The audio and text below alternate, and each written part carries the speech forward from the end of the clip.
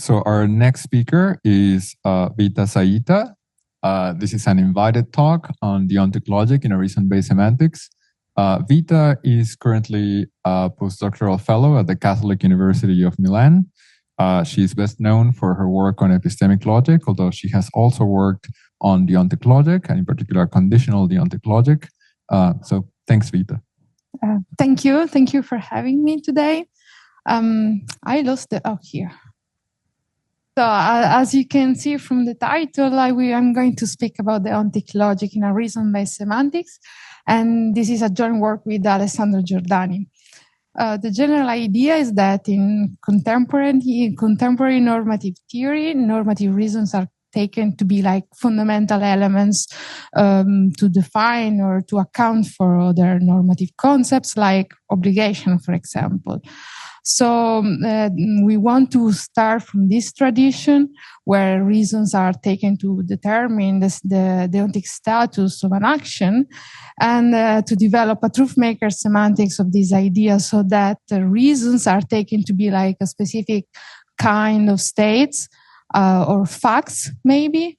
And so that these states are those that tell us what is justified or obligatory. So this is the general picture, and this is the program for the talk of today.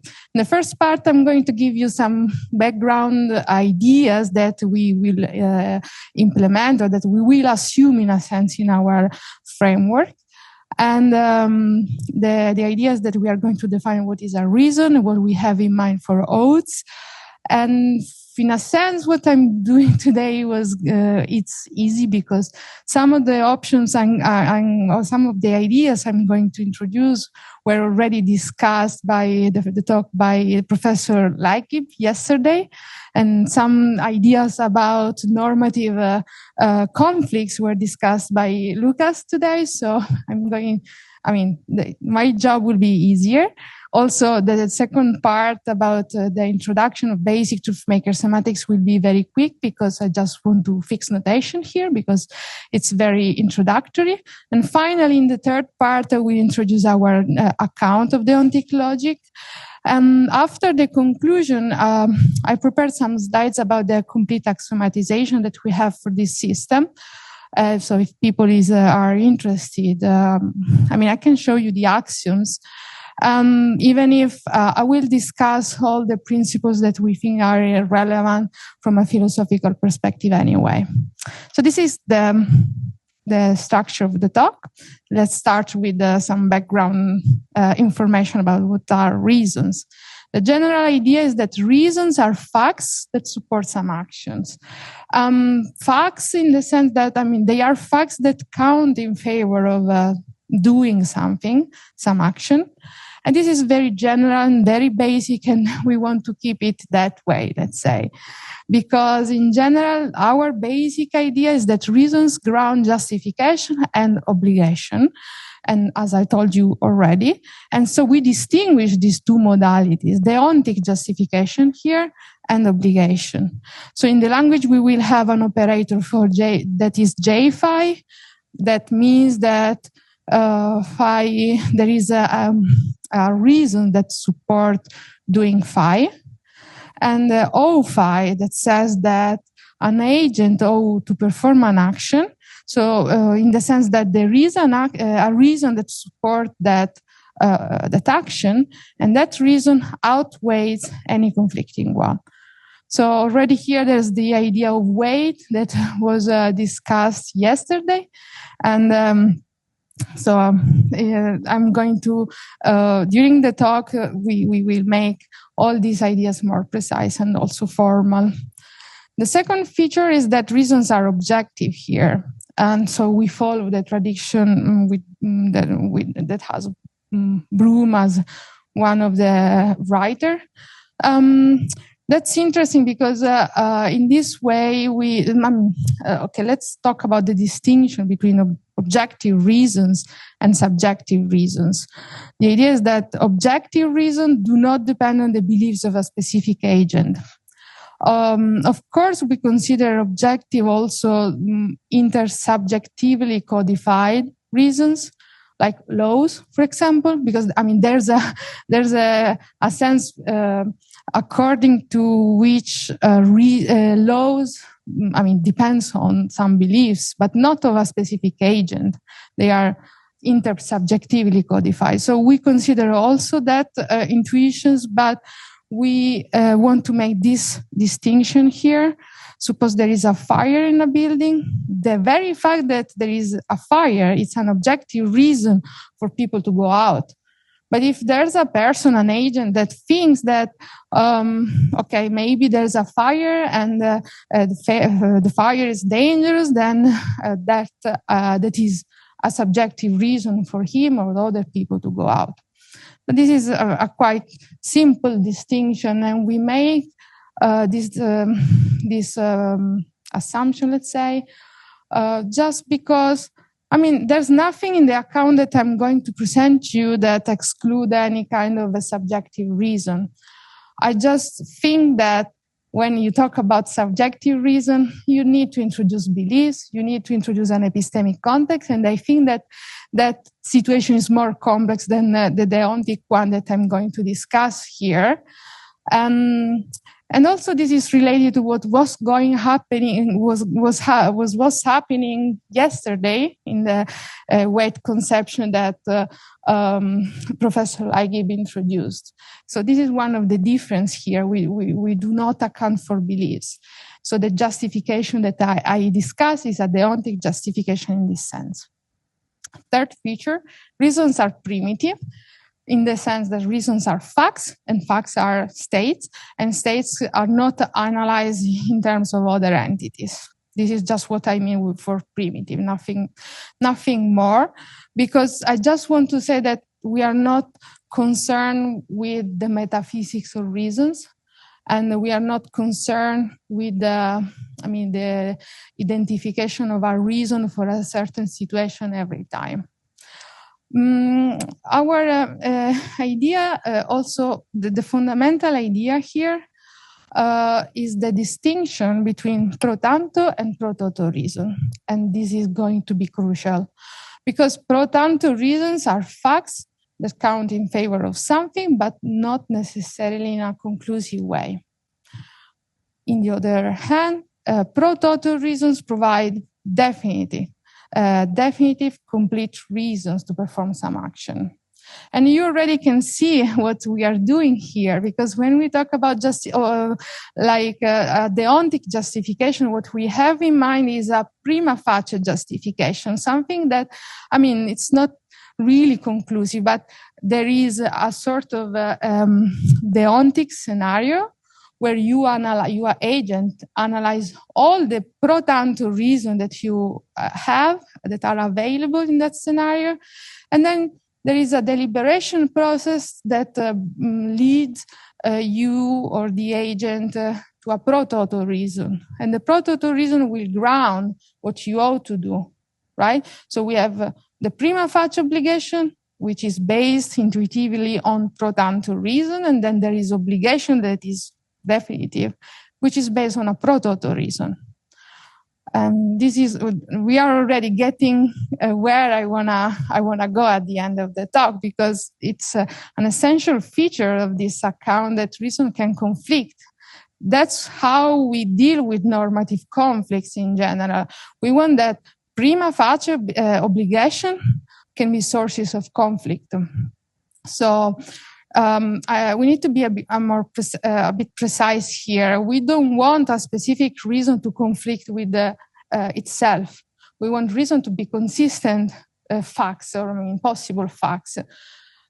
Here may help the metaphor that of the vectors.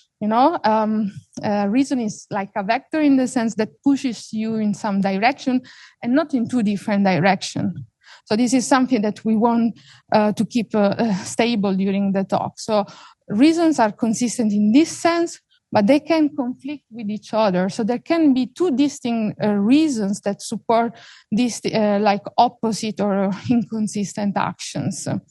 And the idea, as I said before, reasons, conflicts comes from pro tanto reasons, from it is not conclusive, right?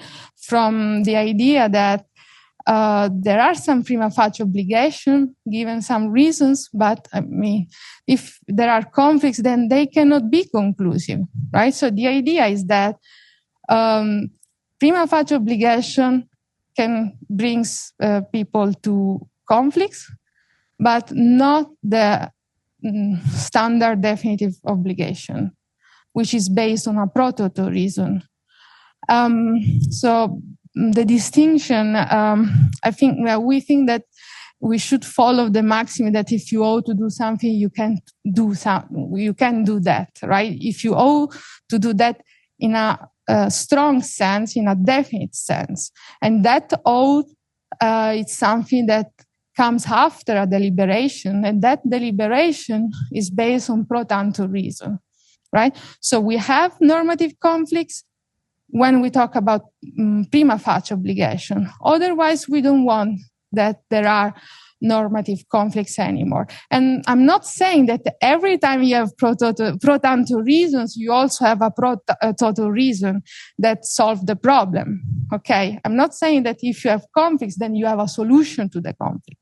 But if you have, if you owe to do something in a definite way, that cannot be inconsistent. That cannot be a contradiction, a contradictory action.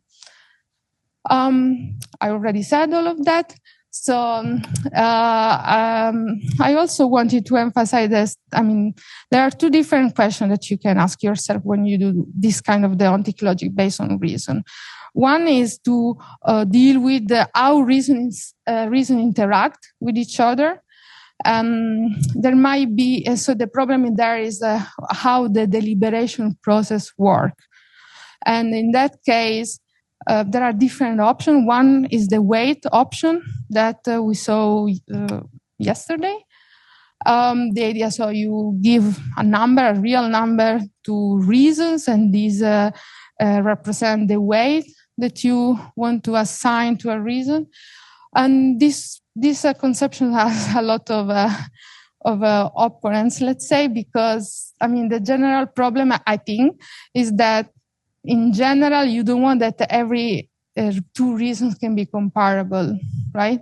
And numbers, of course, can be compared all the time if you assign a weight that is a number. But another problem might be that it's not immediate how you represent the fact that reasons are not necessarily separable, that you can assign a weight to a reason that has some kind of influence on the weight you assign to another reason. That's not immediate. I mean, there's some work that you have to do in a weight conception. I don't want to go into details here because I'm going to show you that this is not what we are doing here. But I wanted to also introduce the idea of an order conception. So you assign priority to your reasons, and that solves the problem of the fact that there are reasons that are not comparable. But there are other problems when you want to combine the reasons in a meaningful way, and in the order conception that is a bit complicated. What I want to say here is just that this is one question, the logic of reasons, how reasons interact with each other and how you get to oaths from reasons. Our approach is different in the sense that it's a black box approach. We call it a black box approach because now it's a popular word, black box approach. Because the idea is that in every kind of deontic situation, you will always have a proto reason that, of course, I mean, it's not going to decide any kind of any conflict, but there is a final moment, a final proto reason in every deontic scenario. And it is a different, and there are two questions, as I was saying before. One is the procedure to get there, and one is the logic that is reason-based, but it's just the logical principle that hold given this infrastructure, let's say. And we focus on which principles characterize a reason-based account, because the idea is that the logic should be the same anyway. Whatever procedure you want to upload, let's say, in this account, the logic should be the same, and it's based on some philosophical assumption, and some philosophical ideas.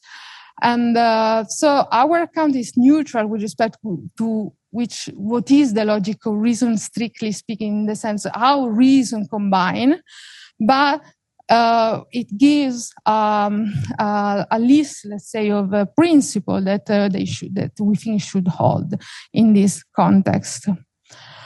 The last thing I want to say as in introduction is that we interpret words as deontic scenarios, in the sense that whatever it is in the word can be relevant to decide something, to decide for an action.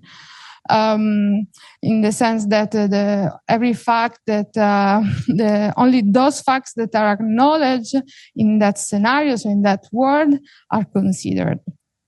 And this is going to be, in a sense, important during, afterwards. So our idea is to develop this conflict-tolerant logic, which, as you know, it's not easy to do in a standard deontic logic. The standard logic where you interpret the modality as a necessity operator. The idea is that when you use possible words, usually the obligation operator is interpreted exactly like the box, where O phi is true when in every accessible word phi is true. Of course, there are differences between obligation, necessity, and necessity. And first of all, the defectivity of the modalities a crucial difference, but in general, you interpret obligation in this way. And we already discussed with Lucas that this is not satisfying because you have explosion here, and I'm going to show you why. Even if that should be, you should know that. I just want to. Make clear all the principles that we do not want to hold. Closure and consistent agglomeration seem two principles that in general should hold intuitively, and these are the problems that will cause explosion at the end. Closure says that if Alice has a reason to do alpha, and doing alpha entails doing beta, then Alice has a reason to do beta. Here, it is essential what we have in mind for entailment, of course. And in a standard deontic logic, the entailment is classical. So there is a closure with respect to classical entailment. And the second principle is consistent agglomeration. And that's an interesting principle, and we are going to discuss that later. And also it is related to the additive conception that we discussed yesterday. It is the idea of combining reasons in general. So if Alice has a reason to do alpha and to do beta, and they are possible, like compatible, then Alice has a reason to do the conjunction. And here we have to distinguish the fact that you can combine reasons, and that this corresponds also to the combination of what is justified or obligatory, also with respect to conjunction. So these are two different problems. So as I told you, these two principles are not, let's say, they should not hold together. So suppose that Alice has a reason to do not alpha. Then by closure, you get that Alice has a reason to do not alpha or beta. And that's an instance of introduction of disjunction. Suppose there is a conflict, so Alice has also a reason to do alpha. Then, of course, you can put together with the principle I told you before, the consistent agglomeration. And so you will get that Alice has a reason to do not alpha or beta and alpha. And by closure, you derive that Alice has a reason to do beta, which is an arbitrary beta. So at the end, after a conflict, Alice has a reason to do anything. And I wanted to show you this example specifically because one of the problem here is introduction of disjunction. Of course, I mean, you can decide also for the failure of other principles, but this is the general situation here, and this is why a conflict-tolerant deontic logic is not so obvious when you have in mind the standard deontic logic. Okay, now I will sketch very briefly Truthmaker semantics, at least all the elements that we are going to use. You know that a state space is a complete lattice where there is a partial order that orders states, and that is complete in the sense that every subset of sets has a list upper bound. We introduce possible words as a primitive in the sense that they are maximal states, maximal with respect to parthood. So if two possible words, one contains the other as a part, then this means that they are the same possible word. Of course, this approach is completely equivalent if you assume possible states as primitive. It's the same thing. Here you define the set of possible states as those states that are part of a possible word. And so the set of possible states is closed underwards.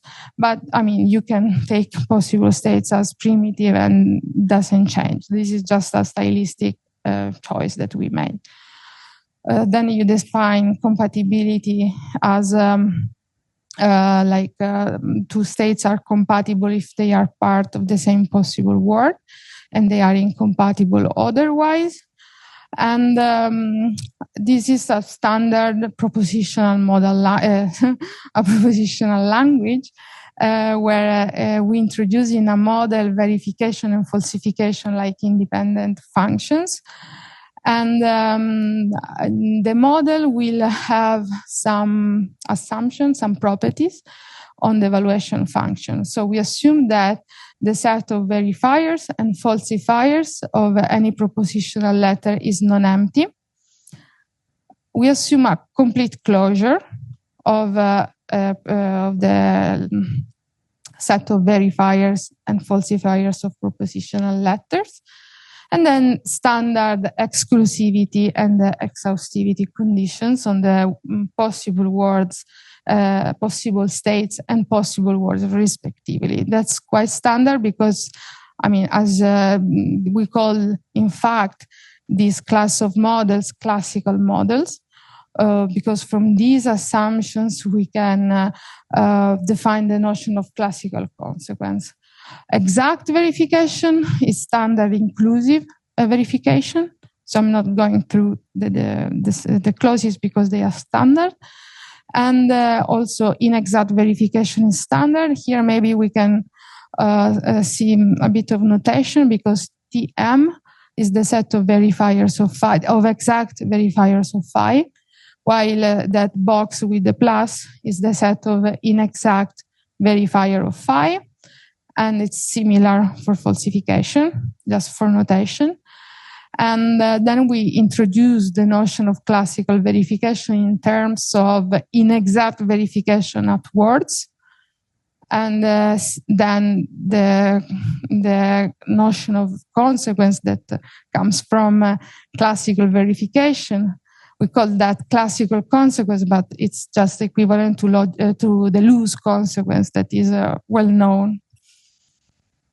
We need the notion of partial content because, as you will see in a moment, analytic entailment will play an important role here.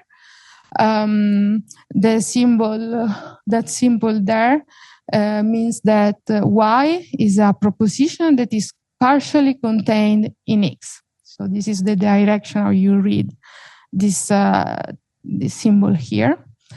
And as you know, so we can talk of partial content between contents and propositions, but this corresponds to a logical consequence of analytic entailment, as was shown in the paper Angelic Content. Here, just again for notation, the little f in the proposition of truth maker, so phi and psi, means that these propositions is closed under fusion, just for for completeness. And the idea of this notion of analytic entailments is to capture a form of of containment between contents and between propositions. And some people interpret this as a containment of meaning. So this is the last elements of basic truthmaker semantics that we will adopt. Now we will start with the new things that are all based on the introduction of the philosophical assumption that we made on reasons and thought. We extend the propositional language with the two modal operator I told you before, the one of justification or prima facie obligation and obligation. Here, it's maybe important to be very precise here, because since phi can be an arbitrary formula, when we say that we are justified to do phi, it's what we mean is it is justified to act as to bring about that phi. That's just to be precise what we have in mind when we say that we are justified to do phi when phi is an arbitrary formula. So this is what we have in mind. And so anytime I say we are justified to do phi, this is what I mean, okay? The second modal operator is a deontic operator, as I said to you before. So O phi means that it is obligatory to act so as to bring about that phi.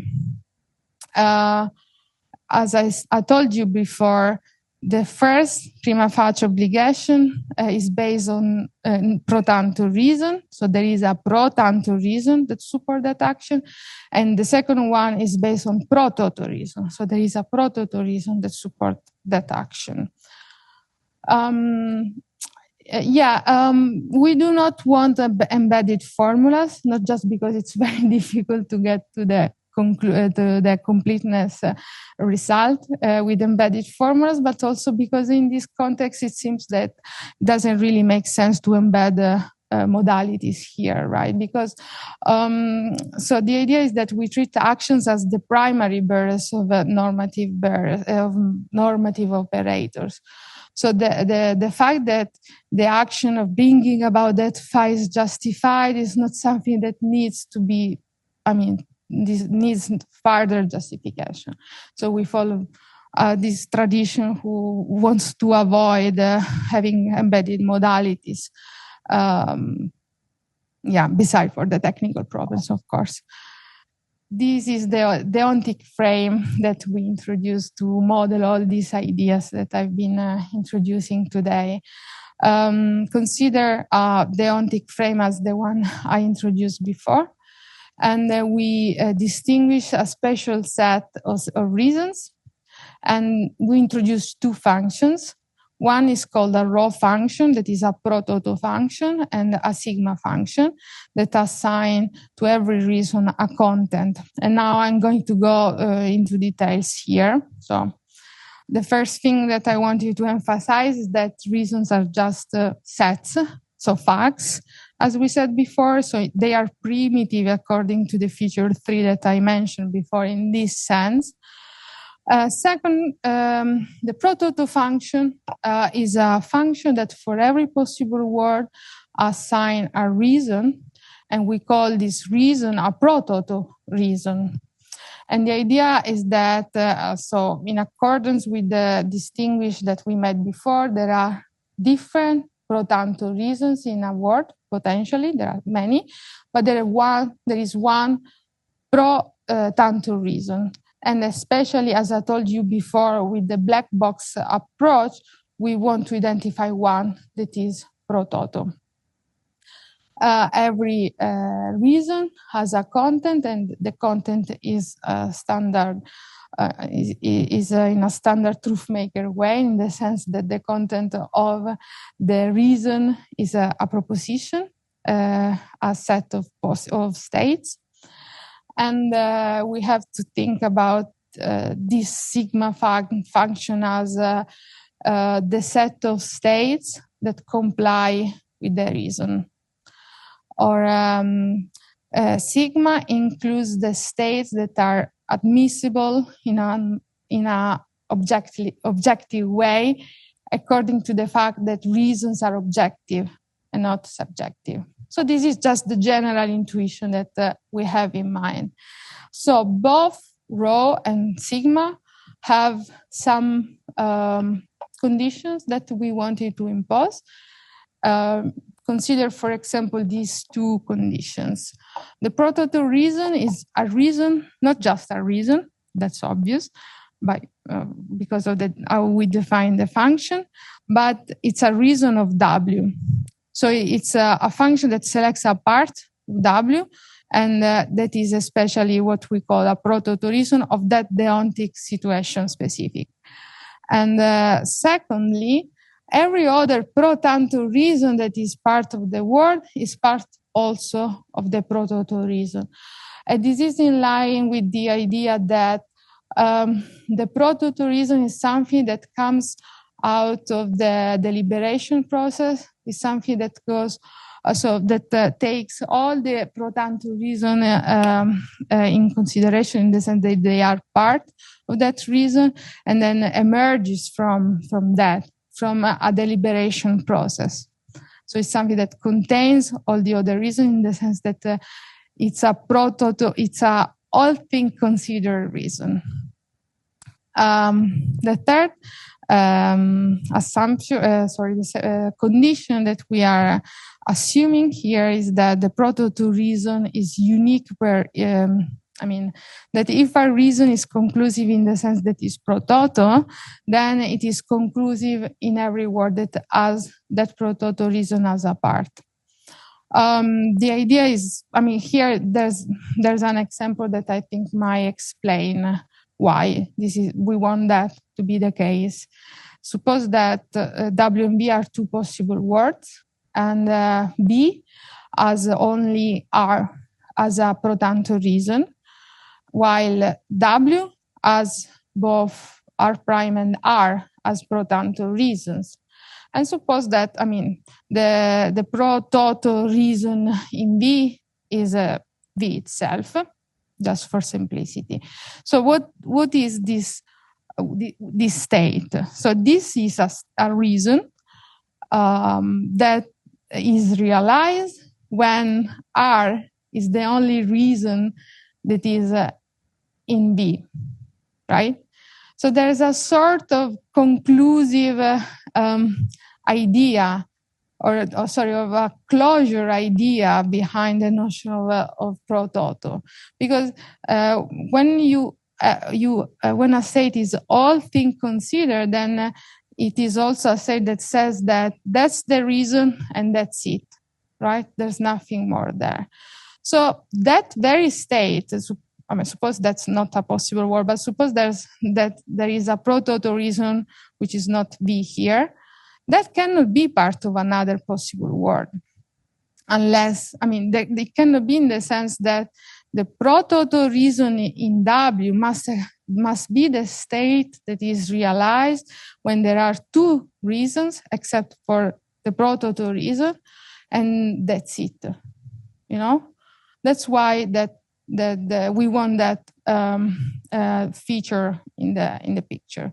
We want that when we say all things considered, there's also a conclusive idea there. Then we have a condition on the set of scenarios. We call this condition a sort of minimal possibility condition. We just want to impose that if a reason is possible, then its content intersect with the set of possible states. In the sense, there is at least one possible state in that selected by the sigma function. And the idea is, very intuitive. Since possible reasons are objective, and that they must admit that a scenario that must be at least realizable in a word, at least one, let's say. And because otherwise, if every admissible scenarios were impossible, then it would look intuitive to say that also the reason is impossible. Okay, let's start with the semantics. And so a Deontic model is a classical model as I defined it before. And we define both verification and falsification clause for both our operators. We say that S is an exact verifier of justified phi, exactly as I said until now. When there is a reason to justify that, and the content of that reason contain the content of the action, in the sense that S itself is that reason, so S must be a reason, and its content must contain the proposition that phi, so that the content of phi will allow, or complies with the content. The content of S complies in the sense that contains it as a part. And this idea is based on previous work of mine that in epistemic logic, and this connects also the fact that there is a connection between justification in Deontic logic and justification in epistemic logic. So the two kinds of justification are connected. So here we are building on that idea because we want that the main entailment relation is analytic entailment, as you can see already. The falsification clause are quite different, because we want that to falsify, that is justify that phi, it is not enough to check one state, let's say.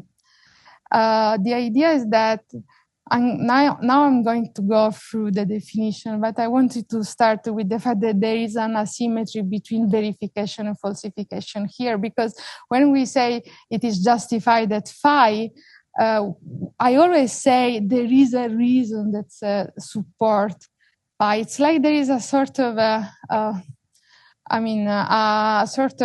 quantifier, a hidden quantifier there. So our opinion is that one state can verify that it is justified at phi, because that state is required to be the very reason that justified at phi. So it's enough one state to check one state if you are prima facie justified to do some action.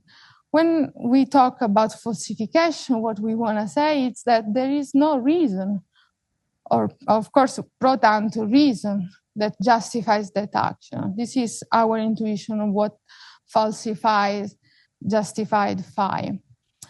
For that reason, we want that the semantics, in a sense, mirrors this idea. So only pro toto reason can be falsifier of a statement of prima facie obligation. So S is a falsifier of justified phi, just in case S is a proto-to reason of some possible work. And every other reason that is part of the proto-to reason will not deliver that there is a reason to do that. So there are no reason to do that action. So the proposition that phi is not contained in the content of any other pro tanto reason or that are part of that proto-to reason.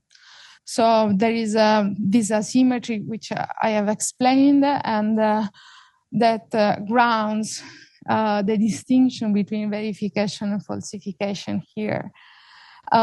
Different story for obligation, where obligation is conclusive. As I told you many times, I think at that point it should be clear, obligation is grounded on pro-toto reasons. So only a pro-toto reason can verify what we ought to do in a definite way. So S is a exact verifier of O phi, just in case S is a pro-toto reason for some work, and it is also a reason to do phi. Since, as I told you, there is only one prototype reason per in each deontic situation, because prototype reason is the result of a deliberation process, then it makes sense to define the falsification of a conclusive obligation here as, you know, not the negation, but in a similar way as a negation of the presence of a pro-tanto reason, of a proto-to reasons that justify that phi. So to falsify that we ought to do phi, a falsifier of O phi is a proto-to reason, and that proto-to reason does not justify that phi. And here the idea is what we said in feature 5. We distinguish proto-to pro-tanto reasons. Now in this last part, I want to show you the results of this approach. The first thing is the most obvious, but the most important, because it's a bridge principle within obligation and prima facie obligation, which is obvious in the sense that is an immediate consequence of the definitions. But it says that what is if phi is obligatory, then we are justified. So if there is a proto-to reason for doing something, then the proto-to reason is also a pro-tanto reason. This is very intuitive, but very important. And that's a bridge principle between the two conceptions. Because in general, as you will see, we wanted to keep this relation quite flexible, because we wanted to be able to avoid situation like, as I mentioned at some point, there might be different pro-tanto reason and no solution to a problem, to a deontic conflict. So we do not want to force that at some point you will end up with some pro-tanto reason that solve a problem, for example. So we wanted some flexibility there, but at least we have this very nice idea that pro-tanto reason, proto-to reasons are a specific case of pro-tanto reasons.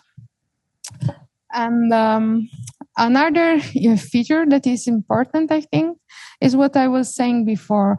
We allow for conflicts when we talk about pro-tanto reasons, but not when we talk about obligation.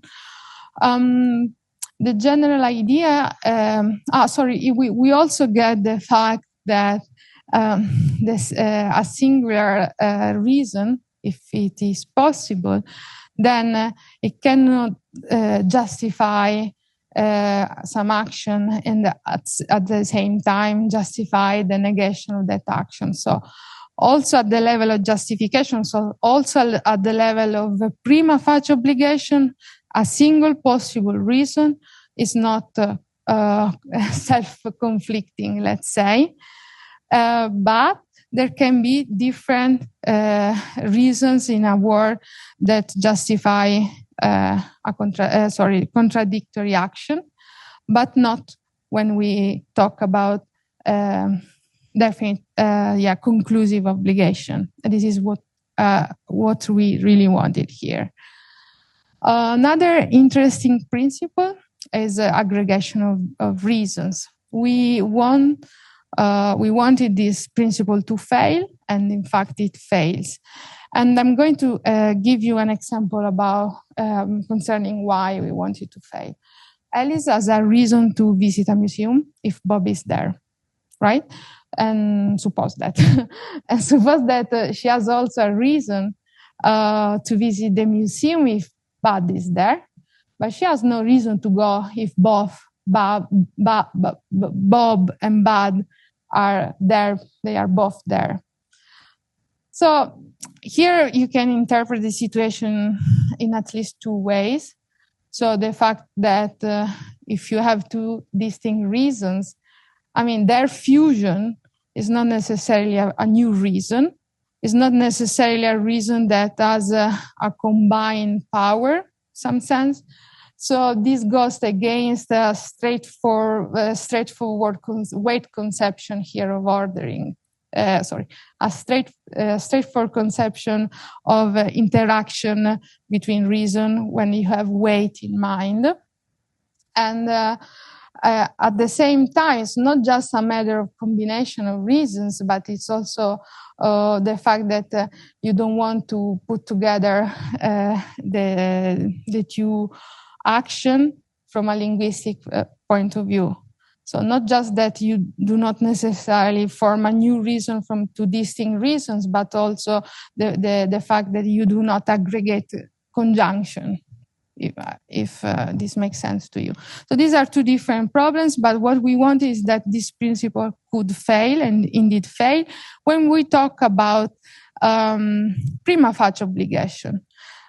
And one of the obvious ways that if you have conflicts and then you put them together, then you will end up with a prima facie obligation for a contradiction. You really don't want that.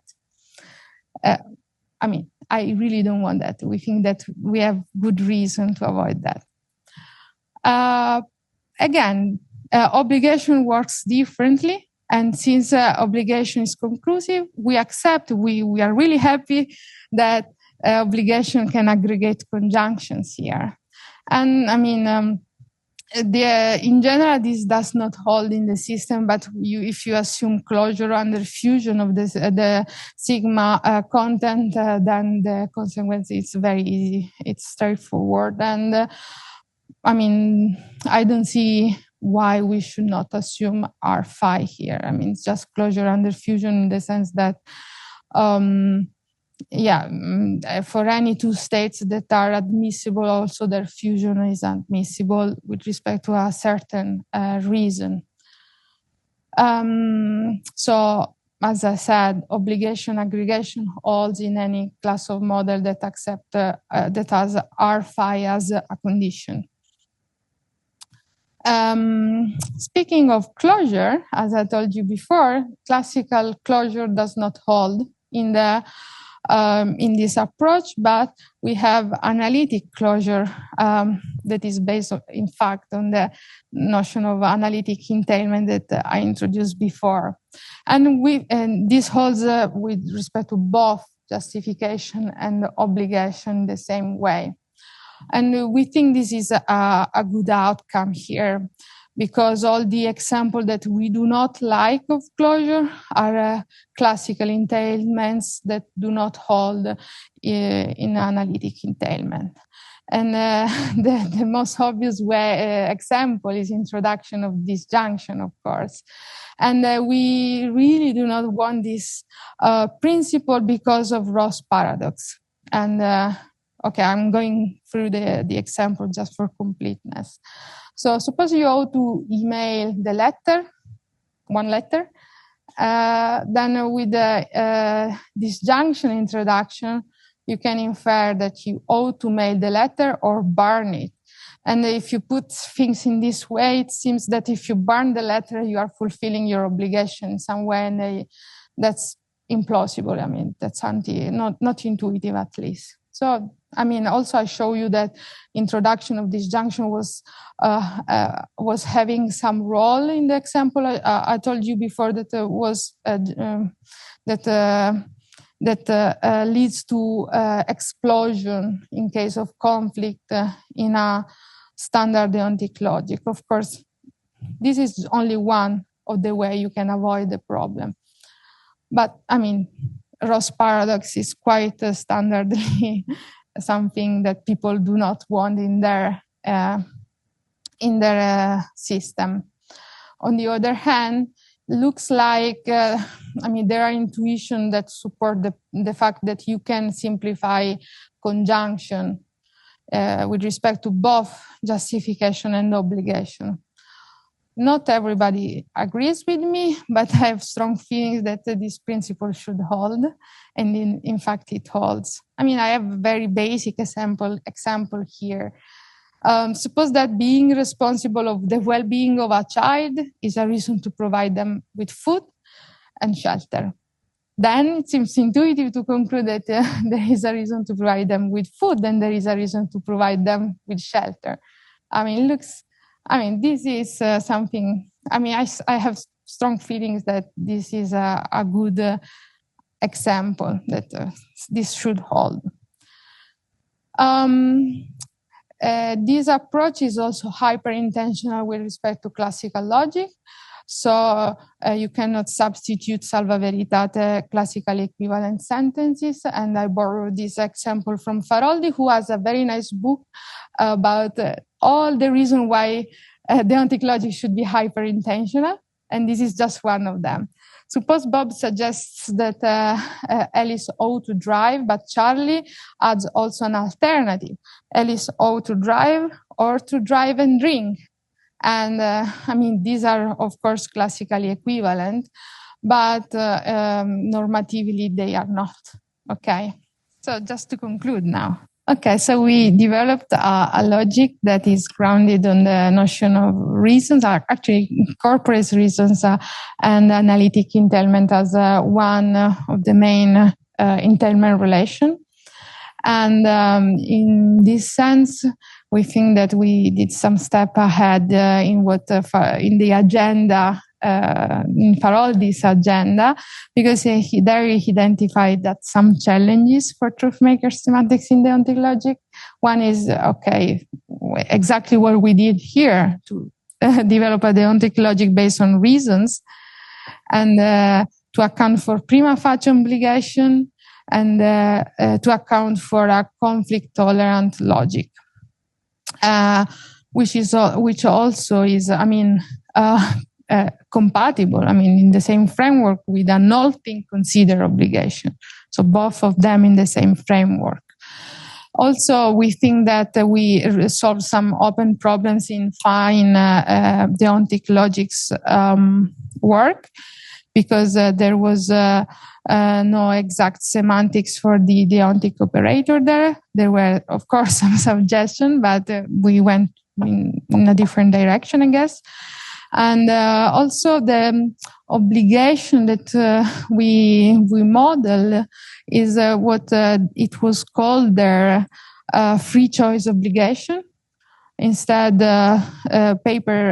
Fine's paper there developed the logic for a limited choice obligation, and these are two different things.